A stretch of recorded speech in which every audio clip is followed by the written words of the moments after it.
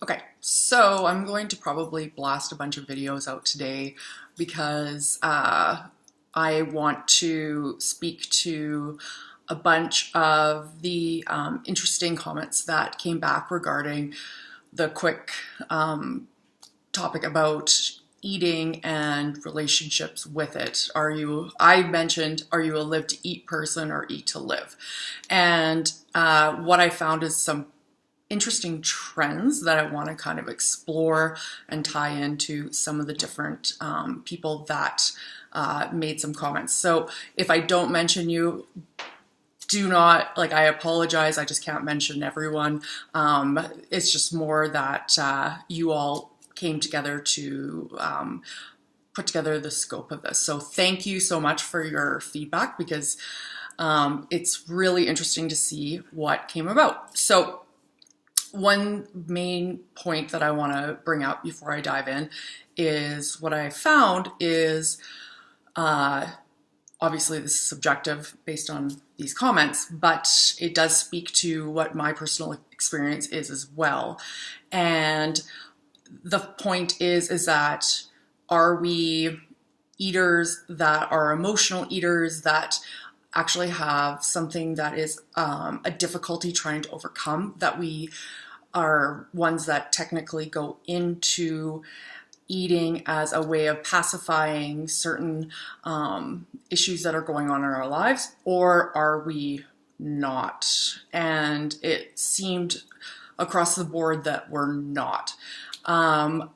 Big interesting component is the main features that we have really kind of playing out here in our personalities. So the optimization side of things, the quality side of things, and the learning and exploring new things, and the efficiency side of things, as well as the mental side of things.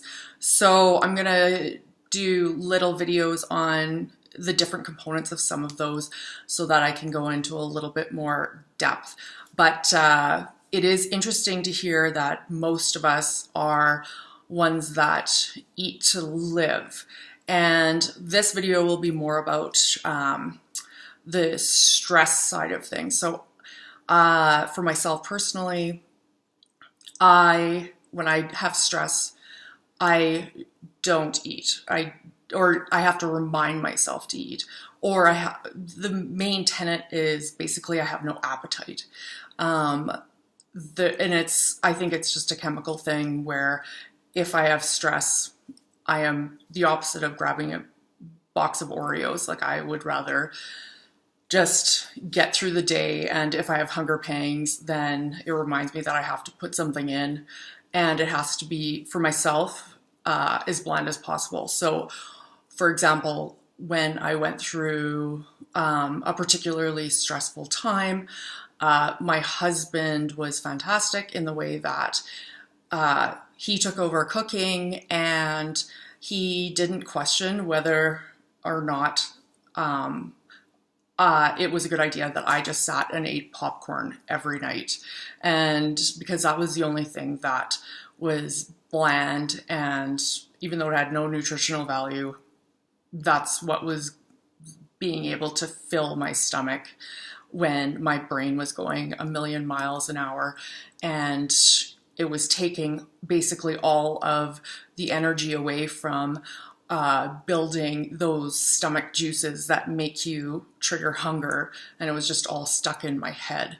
So unfortunately, that is a blessing and a curse in the way that, I guess, if you're a live to eat person or you have a struggle with that, that would be really difficult because you're not controlling that type of thing. By all means, I definitely have other things that I rely on. I mean, wine is the typical female thing.